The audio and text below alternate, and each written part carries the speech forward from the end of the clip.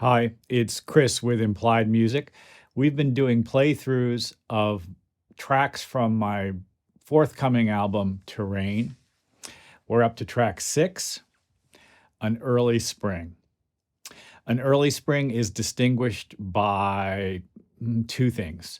First of all, it was an improvisation. It's just a single MIDI track.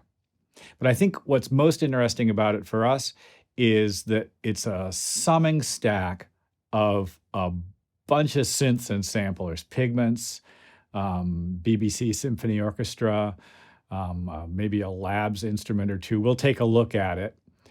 It also contains some of our favorite harmonic tricks, including parallel majors and minors, and a kind of a surprise harmonic ending.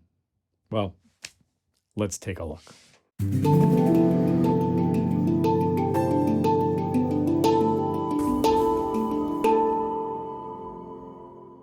Well, here we are in Logic, and I guess what I want to just point out right away is this big old summing stack of synths.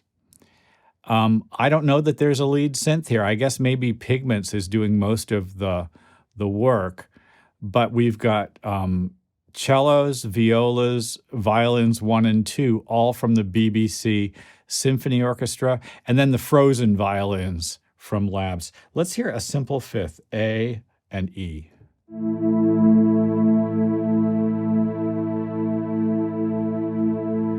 The Frozen violin sound adds some noise and color, a little grit. And you can see I've got the H910 harmonizer on a couple of these instruments. It just adds a little extra bite and grit on the top.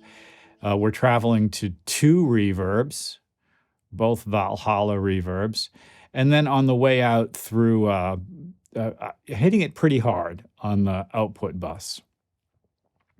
Pigments is getting hit by Decapitator, and then the basic summing stack also has a little channel EQ and soothe. Well, I'm particularly interested in looking at the harmonic language of this piece. Let's play through it and talk about it. But before I do, I just want to say, one thing about being a pianist, being an instrumentalist, and working in a DAW environment. I got into music when I was a kid, and I think the reason I got into it was an experience of listening, an experience of hearing. And the experience was kind of just overwhelming and encompassing. I heard a symphony orchestra for the first time, and it felt like the sound was fully inside my head, three-dimensional and blooming. And it was so exciting to me. I thought, oh, I could be a conductor. I could be a composer. At that time, I think I was more focused on the conductor's role, standing in front of this enormous sound, coaxing different volumes and energies out of the ensemble. And this is what working in a DAW promises us. And I suspect it's why I became a pianist, because you have this full range of keys in front of you. Despite its expressive shortcomings, it's a lot of notes that you can play at once and kind of a bunch of rhythms you can play at once.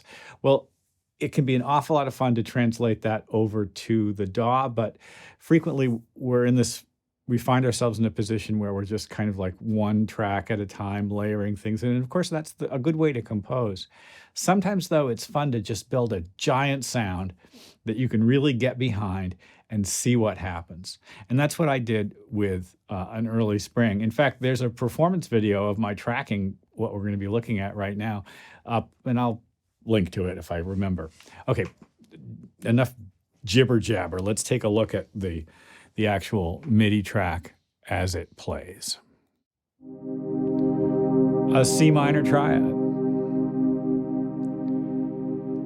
And this simple 2-note phrase, major 6, 4 or 11, and it sounds like it resolves back to the 5th. I'm not actually playing the 5th, but our ear is deceived by it. This is a Dorian minor sound. A typical minor scale might have the flat 6, A flat in this case, but the A natural has a kind of a brightness. The high D, the 9th, is a mild dissonance. In fact, actually against the E flat, if you really wanted to make the argument that we're hearing those two things together, it's a strong dissonance. I hear a major 9 as a mild dissonance in minor chords.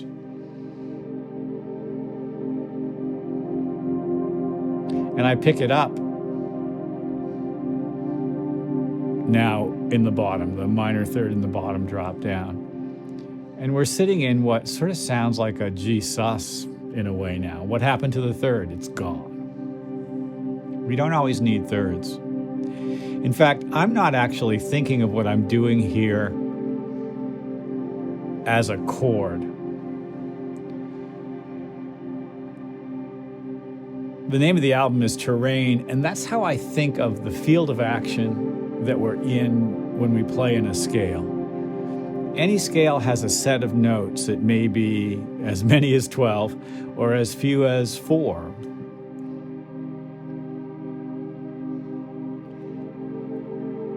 And that's a field of action in which the melodies, individual melodies, dance. Here we have an echo at the octave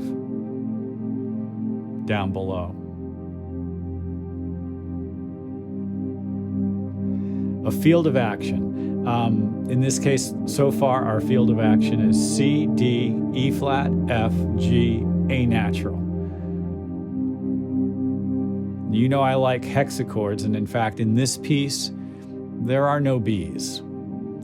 6-tone scales create ambiguity, create possibilities for us. The sense of being in C or C minor is destabilized by a bunch of things here,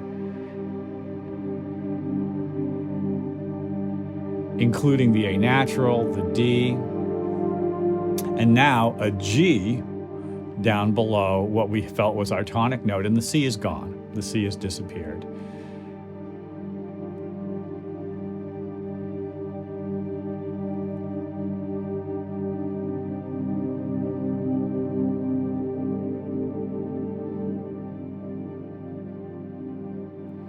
Now I'm running a bunch of synths at once with controller data and a lot of plugins, and you're hearing it in real time, and I'm fortunate that I have a fairly powerful machine to do this.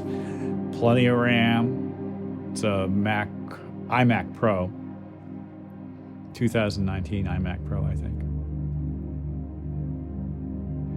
And it would be hard to pull this kind of thing off with less, I think.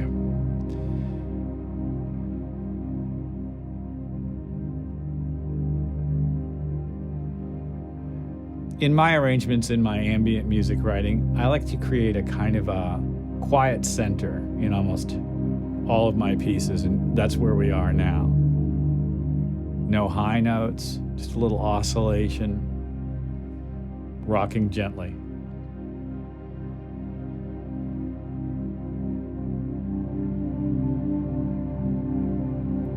Since the piece is early spring, and of course, I didn't know this until after I'd finished, there's going to be a kind of a movement upwards from darker winter to a lighter spring. And I don't know, I guess intuitively, I switched from C minor to C major, and there it is right there. There's an E, F, G. The E natural just lightens things up. It's not a big stunning change. If I'd gone right to the E from the E flat before sitting in that G sus sound, it wouldn't have been acceptable in a way, but here we are.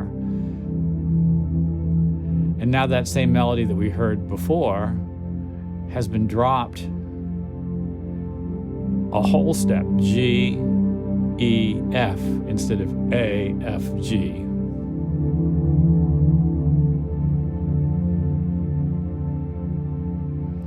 And the E to F tonicizes the F. E acts as a leading tone in the same way that it does in any major scale, the 7th degree pushing to a place. And my ear accepts the final moments of this piece, which we're kind of in now. We're just sitting in this static sound, as an F6 chord. It's a C in the bottom, C in the bass. It's not the root in the bass. But here you've got C, F, there's our 5th again, there's the 6th, and finally the 3rd on top. An early spring.